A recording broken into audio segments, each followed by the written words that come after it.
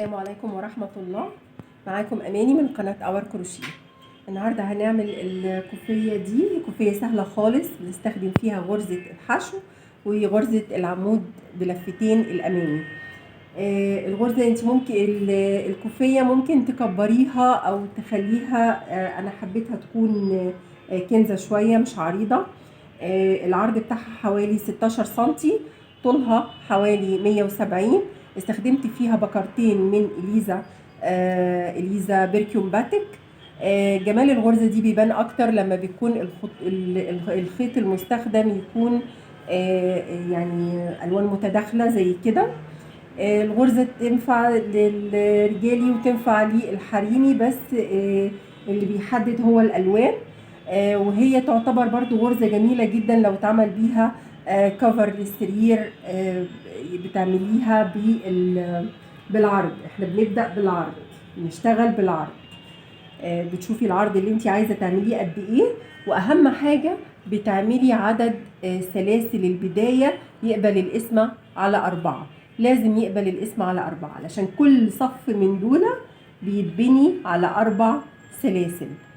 فأنا بدأت ب16 سلسلة. تقدري تبدأي ب20، تقدري تبدأي ب24، تقدري عايزة تعملي شال هتعمليه أعرض شوية، عايزة تعمليه كفر للسرير هتعمليه أعرض شوية. أهم حاجة تبدأي بعدد سلاسل يقبل القسمة على رقم 4. ونشتغل البتاع. بس يعني عايزه اقول لكم كمان ان الغرزه دي ليها وش وليها ظهر، يعني الظهر بتاعها مختلف عن وشها، يعني هي بتتلبس على ناحيه واحده. تمام. انا استخدمت، قلت لكم على نوع الخيط، استخدمت معاه ابره 5.5، وطبعا هستعمل المقص. هبدأ معاكم دلوقتي. انا عملت 16 سلسله وزودت عليهم 3 سلاسل. هنسيب اول سلسله وهندخل في تاني سلسله، يعني هنعتبر اول سلسله ارتفاع، يعني بقى عددهم 19. دلوقتي المفروض ان انا هعمل غرزه حشو. انا بعملها في الخيط اللي من ورا ده. تمام. فالمفروض انه في نهايه الدور ده لازم هيبقى معايا 18 غرزه حشو. تمام. المفروض كده هو في نهاية الدور ده يبقى معايا 18 غرزة حشو. ضروري ان لما نشتغل في ظهر السلاسل، علشان بداية الكوفية من بدايتها ما تبقاش مشدودة عن النهاية. هخلص الدور وهرجع لكم. انا خلصت الدور لاخره خلاص اهو، وعديت غرزة الحشو، لقيتهم فعلا 18 غرزة. وكل كام دور كده لازم نعد ال 18 دول علشان نتأكد ان احنا ماشيين صح. هنرتفع سلسلة وهنقلب الخيط، والسلسلة دي هنعتبرها مجرد سلسلة ارتفاع. تمام. وفي اول غرزة اهي تحت علامة الفي هنحط ونطلع ونعمل غرزة حشو. طيب هنعمل دوت قد ايه؟ هنعمل 4 ادوار ورا بعض عبارة عن غرزة حشو فقط. نرتفع سلسلة ونعمل غرزة حشو، كل غرزة نعمل فيها غرزة. احنا كده نعتبر خلصنا دور، وده الدور التاني. المفروض بعد كده نعمل دورين تانيين، هخلصهم وهرجع. انا خلصت ال4 ادوار اهو. برتفع سلسلة. تمام. وبعدين ده بقى الوش اللي هشتغل عليه الغرزة الأساسية بتاعتنا. هعمل أول حاجة 2 حشو في أول غرزتين. تمام. وبعد كده هلف لفتين على الإبرة، على أساس إن أنا هعمل غرزة عمود بلفتين، بس هعملها أمامي. هعملها فين بقى؟ في الدور الأول خالص. هنعد مع بعض كده 1 2 3، وفي الغرزة الرابعة هنعمل عمود بلفتين امامي اهي.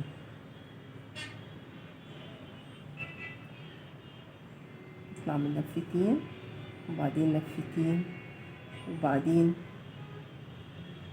لفتين. تمام اهي.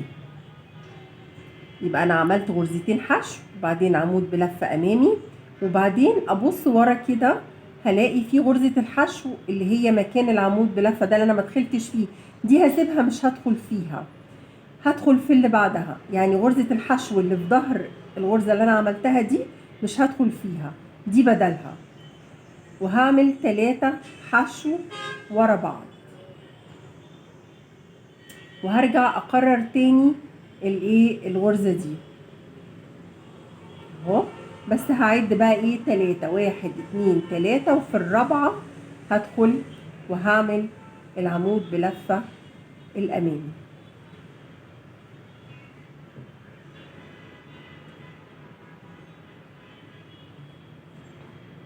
هسيب الحشو اللي وراها وهدخل في 3 حشو ورا بعض، 3. هكررها تاني اهو، 1 2 3، وفي الرابعة هدخل وهعمل الغرزة بتاعتنا.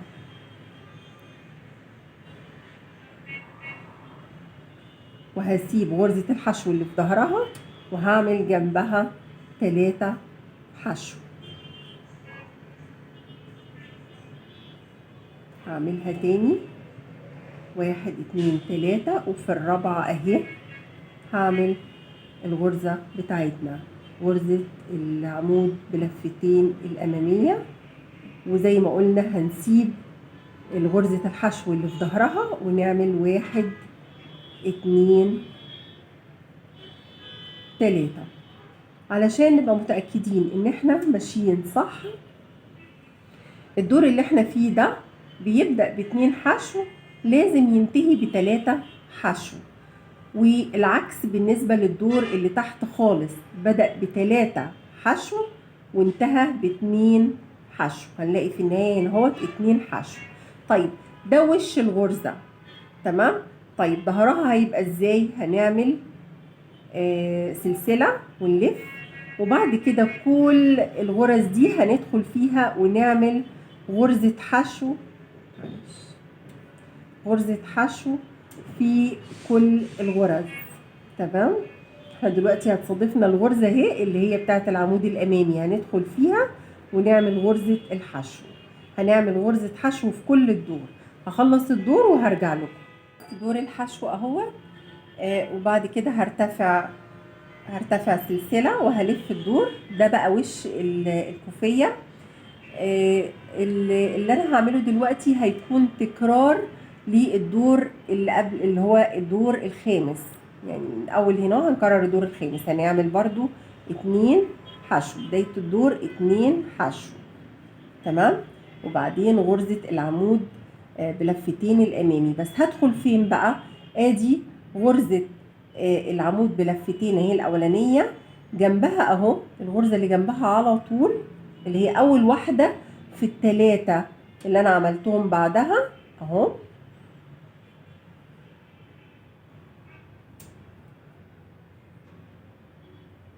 اهو، تمام. وغرزة الحشو اللي وراها مش هدخل فيها، هدخل في اللي بعدها، وهعمل زي ما عملنا في الدور الخامس 3 حشو ورا بعض.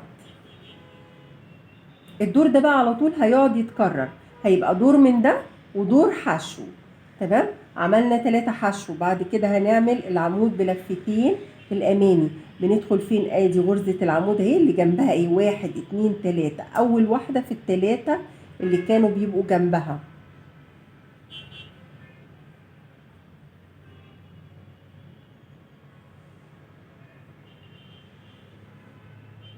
هسيب اللي وراها وهدخل اعمل 3، 1 2 3 حشو، وبعدين ارجع تاني اكرر ديت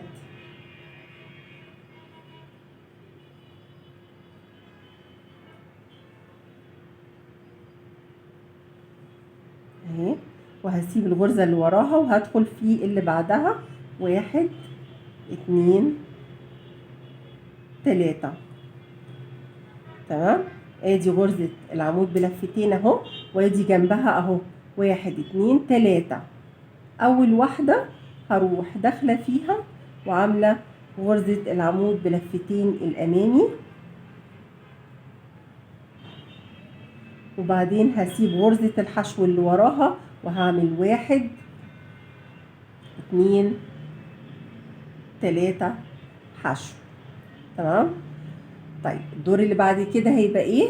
هيبقى الظهر هيبقى غرزة حشو، هنرتفع سلسلة وهنعمل الدور كله غرزة حشو، وهتبقى الكوفية كلها لآخرها بالشكل ده. تكرار للدورين دول، دور بعمل فيه الغرزة الأساسية دي اللي فيها غرزة العمود بلفتين، وبعد كده اهوت اولا انا ببدأ ب2 حشو، وبعد كده العمود بلفتين دول بدخل فين؟ هروح داخله هدخل في اول واحده في ال3 اللي هما الفاصل ما بين الاتنين دول، اول واحده في ال3 بدخل فيها وبعمل عمود بلفتين امامي، وبعد كده بروح عامله 3 حشو، وبعدين بعد بكررها هنا اهو تاني، وبعدين وانا راجعه برجع بغرزه الحشو علشان خاطر ده هيبقى الظهر غرزه حشو. يعني الغرزه وانا رايحه غير وانا راجعه، علشان كده الشكل من الشكل اللي قدام غير الشكل من الكوفيه من ظهرها، فهي تتلبس على ناحيه واحده. تمام. هنقعد بقى نكرر السطرين دول على طول لغايه نهايه الكوفيه. هخلص الكوفيه وبعدين هوريكم شكلها النهائي عامل ازاي. انا خلصت الكوفيه خلاص اهوت، حبيت افرجكم عليها، وخليت في النهاية اخر دور قلت اعمله معاكم تاني علشان برضو للتأكيد وكده. احنا زي ما احنا عارفين ان احنا في كل دور بنرتفع سلسلة واحدة، تمام، وندير الشغل ده، الشغل اللي هو على الوش نركز فيه بقى علشان دي اخر مرة هنعملها. اول حاجة بنعمل 2 حشو، وبعدين بنلف لفتين على الإبرة، وادي ال3 الحشو اللي بعد غرزة العمود بلفتين الأمامية. أول واحدة فيهم بندخل كده من ظهرها وبنعمل دي اسمها الغرزة الأمامية، غرزة العمود بلفتين الأمامية. بنطلع من 2 في 2 في 2، وراها في ظهرها في غرزة حشو اهي مش هندخل فيها لأن دي بقى بدلها، ونعمل ال3 حشو اللي بيفصلوا ما بين كل واحدة وكل صف والتاني. 2 3. بصوا غرزة الحشو الأولانية دي هي دي اللي المفروض في كل دور بندخل نعمل فيها غرزة العمود بلفتين الأمامية أهو، وادي هي غرزة الحشو الأولى 1 2 3. الأولى أهي بدخل كده من وراها وبسحب الخيط، وبعدين اقعد اطلع من 2 2 2 ماشي، واسيب الحشو اللي وراها وادخل في اللي بعدها واعمل 3 حشو 2 3 اهو، وبرده اللي بعدها نفس الحكايه.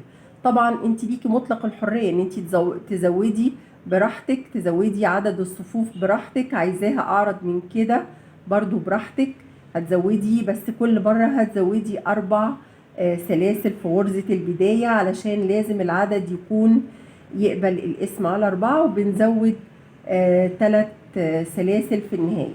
بنسيب سلسلة وبندخل في السلسلة التانية ونعمل زي ما قلنا 4 ادوار حشو. انا برجع لكم اهوت الكوفية، وبعد كده نعمل غرزتنا الأساسية. طيب خلاص خلصنا غرزتنا الأساسية، الدور في آخره هنلاقي فيه 3 حشو اهو زي ما قلت لكم عشان نثبت ونتأكد ان احنا ماشيين صح. بنبدأ ب2 وبننتهي ب3، والدور اللي احنا عملنا فيه غرزة الحشو الأمامية بينتهي ب2 لكن بيبدأ ب3. آخر دور خالص اللي هو غرزة حشو اللي احنا كنا بنعملها، اللي هي احنا بنعمل دور كده ودور راجع بيبقى مختلف، بيبقى عبارة عن غرزة حشو في كل الدور. كل الغرز بنعمل فيها غرزة حشو.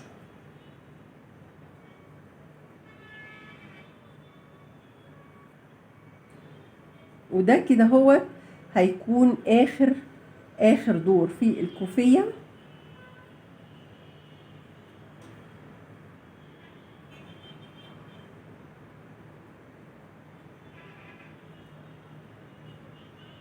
هي تقريبا طولها حوالي 170، وده طول مناسب.